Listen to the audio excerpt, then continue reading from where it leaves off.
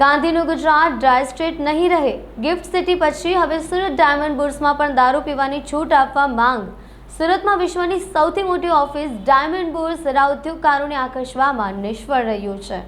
ગાંધીનું Gujarat dry state નહીં રહે। Gift city પછી હવે સુરત ડાયમંડ બુર્સમાં પણ દારૂ પીવાની છૂટ આપવા માંગ। સુરતમાં વિશ્વની સૌથી મોટી ઓફિસ ડાયમંડ બુર્સ હીરા ઉદ્યોગકારોને આકર્ષવામાં નિષ્ફળ રહ્યું છે, જેને જોતા હીરા ઉદ્યોગકારોએ હીરા ઉદ્યોગને ગુજરાતમાં ગિફ્ટ સિટી બાદ વધુ એક સ્થળે હીરા ઉદ્યોગના પ્રોત્સાહનના ભાગરૂપે દારૂ પીવા માટેની વ્યવસ્થા ખુદ સરકાર કરવા જઈ રહી છે। જે રીતે ખુદ સરકાર જ દારૂબંધીના નિયમો હળવા કરવાના મૂડમાં છે, તે જોતા કહી શકાય હવે ગાંધીનું ગુજરાત ડ્રાય સ્ટેટ રહ્યું નથી। 35.54 એકરમાં ફેલાયેલું સુરત ડાયમંડ બુર્સ ગુજરાતનું ડ્રીમ પ્રોજેક્ટ છે। વર્ષ 2023માં કરાયેલા ઉદ્ઘાટન બાદ પણ આ પ્રોજેક્ટને હીરા ઉદ્યોગકારો તરફથી ઝાઝો પ્રતિસાદ સાંપડ્યો નથી। કુલ 4500 ઓફિસો હોવા છતાંય ડાયમંડ બુર્સ વૈશ્વિક ડાયમંડ ટ્રેડિંગ હબ બનવાની ગુજરાતની મહત્વાકાંક્ષાને પૂર્ણ કરી શક્યો નથી। ગિફ્ટ સિટીમાં ઉદ્યોગકારો રોકાણકારોને આકર્ષવા માટે દારૂબંધીની છૂટ અપાઈ હતી, ત્યારે ડાયમંડ બુર્સના પદાધિકારીઓએ પણ રાજ્ય સરકારને દારૂ પીવાની છૂટ માટેની માંગ કરી હતી। ગિફ્ટ સિટીની જેમ જ દારૂની છૂટને લઈને રાજ્ય સરકાર દ્વારા હીરા ઉદ્યોગકારોની દરખાસ્તને મંજૂરી આપે તેવી સંભાવના વ્યક્ત કરવામાં આવી છે।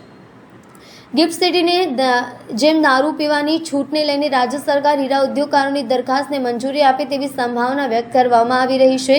એવું જાણવા મળ્યું છે કે જો ડાયમંડ બુર્સની દરખાસ્તને મંજૂરી મળશે તો ગૃહ વિભાગ અને અન્ય સંબંધિત વિભાગો દારૂના વપરાશ અને વેચાણ મુદ્દે એક માર્ગદર્શિકા કરશે। ઉલ્લેખનીય છે કે ગાંધીના ગુજરાતમાં ગિફ્ટ સિટી બાદ સુરત ડાયમંડ બુર્સમાં દારૂ પીરસવા માટે સરકારે તૈયારીઓ આદરી છે। તેવી ચર્ચા છે કે ખુદ સરકારે જ વેપાર ઉદ્યોગના બહાને ગુજરાતમાંથી દારૂબંધીને વધુને વધુ હળવી કરવા મતમાં છે।